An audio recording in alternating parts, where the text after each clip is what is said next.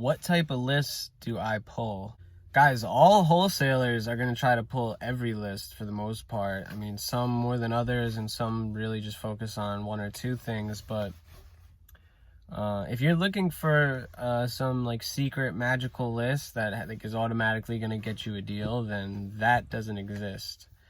What lead source are you an expert in? What do you know the most? What works towards your business model?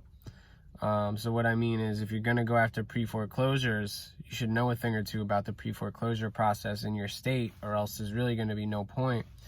And the thing about pre-foreclosures right now is the banks can't foreclose on anybody.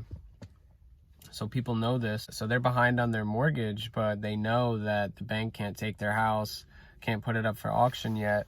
So those people aren't as motivated as they might normally be. They're actually a lot less because they're technically like living for free. Technically.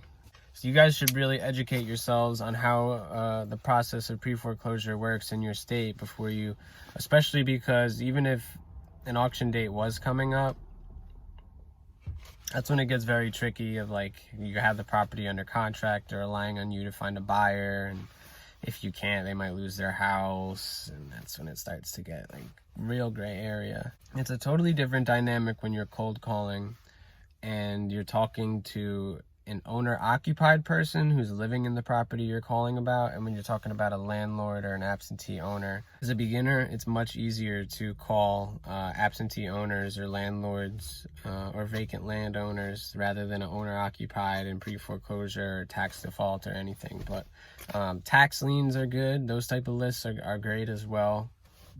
I mean, you just got to make sure that you got to make sure the tax lien is legit, to where it's not like a couple $100, like where they just miss the payment for like 1 or 2 quarters. That's not really high motivation. You want to find a tax lien with people that haven't been paying for years. Those people are going to be a little bit more motivated.